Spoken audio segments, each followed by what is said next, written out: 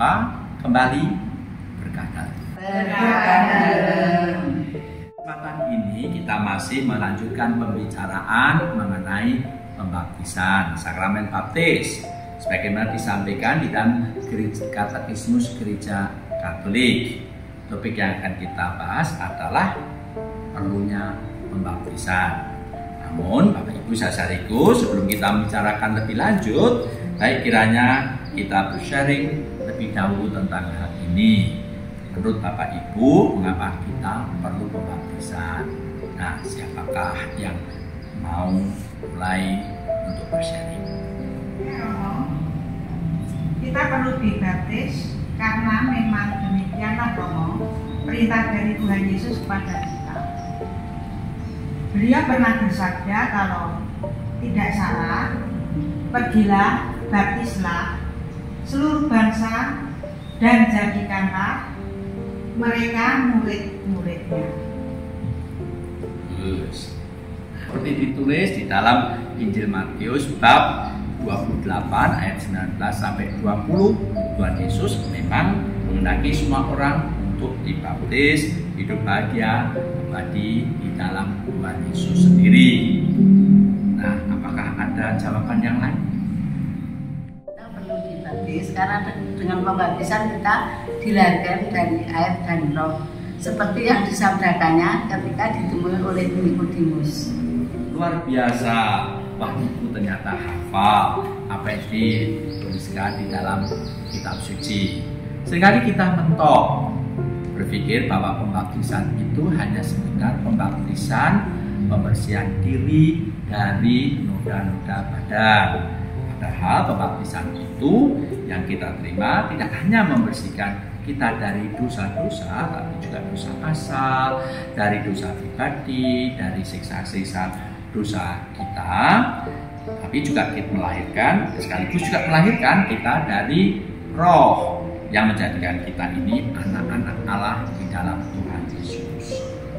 Apakah bisa bertanya sesuatu? Silahkan. Romo, gimana nasib bayi yang meninggal tetapi dia belum dibaptis? Apakah bisa masuk surga, Romo? Terus kalau orang dewasa juga dia kelakuannya bagus, Romo, tetapi dia meninggal sebelum dibaptis, apakah dia juga bisa masuk surga, Romo? Surga itu bukan milik saya, surga itu milik Tuhan. Tuhan yang kita imani adalah Tuhan yang Maha Kasih. Bila ada bayi atau anak kecil yang lahir, meninggal tetapi belum sempat dibaptis, belum mengenal perbuatan dosa, dia meninggal, kita percaya bahwa belas kasih Allah lah yang akan menyelamatkan mereka. Tuhan Yesus di dalam Injil Markus bab 10 ayat 14 menghendaki supaya tidak ada seorang pun yang menghalang-halangi anak-anak untuk dekat dengan dirinya. Katekismus Gereja Katolik pada nomor 1258 menyatakan dengan sangat jelas bahwa orang-orang yang mengalami kematian karena iman tanpa sempat dibaptis, mereka sebetulnya telah dibaptis dan bersama Kristus oleh pembaptisan darah Kristus.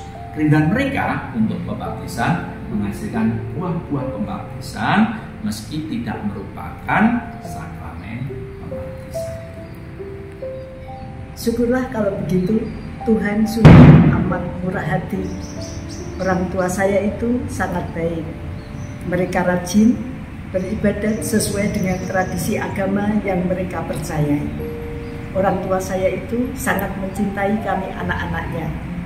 Orang tua saya itu sangat mencintai dan dicintai sanak saudara dan tetangga. Memang orang tua saya meninggal sebelum mengenal Yesus dan dibaptis.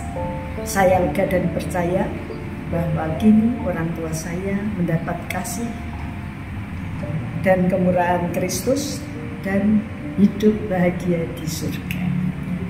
Saya juga senang karena bayi, cucu dari adik saya sendiri yang telah meninggal beberapa waktu yang lalu sebelum dibaptis telah dekat dengan Tuhan Yesus sendiri.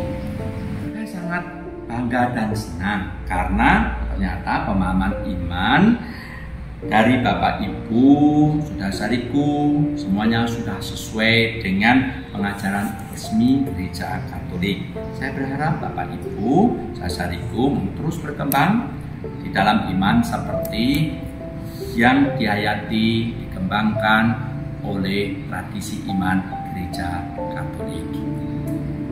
Waktu perjumpaan kita terbatas, maka pertemuan kita sudahi sampai di sini dulu. Semoga perjumpaan kita ini memberikan semangat baru bagi kita semua untuk semakin berkembang menjadi anak-anak Allah yang dewasa, yang penuh kasih, yang menjadi saluran berkat bagi sesama.